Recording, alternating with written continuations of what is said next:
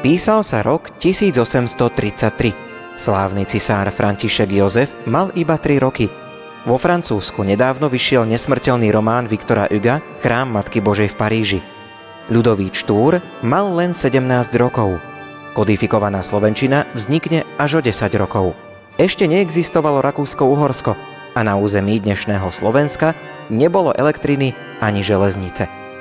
Len pred 6 rokmi zomrel Ludwig van Beethoven a v Hamburgu sa práve narodil Johannes Brahms, budúci majster organovej hudby. Práve v tejto dobe chýrny bratislavský organár Karol Klockner stavia svoj nový orgán.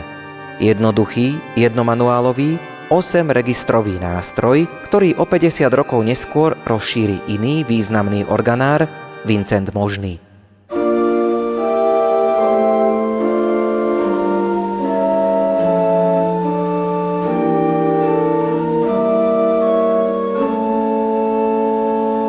Cisár František Jozef tu už dávno nie je.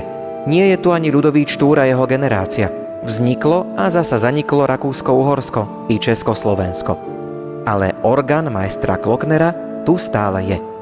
Nachádza sa v evanjelickom chráme Božom v Nových Zámkoch a je jedným z najvzácnejších historických orgánov v širokom okolí.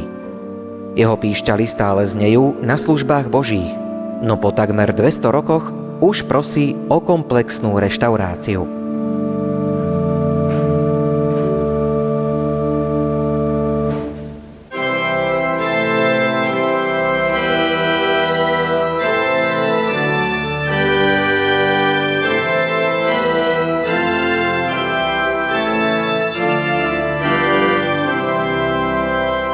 Pomôžte nám zachrániť tento jedinečný klenot a zapojte sa do zbierky na jeho kompletné zreštaurovanie, ktoré si vyžaduje náklady vo výške takmer 50 000 eur.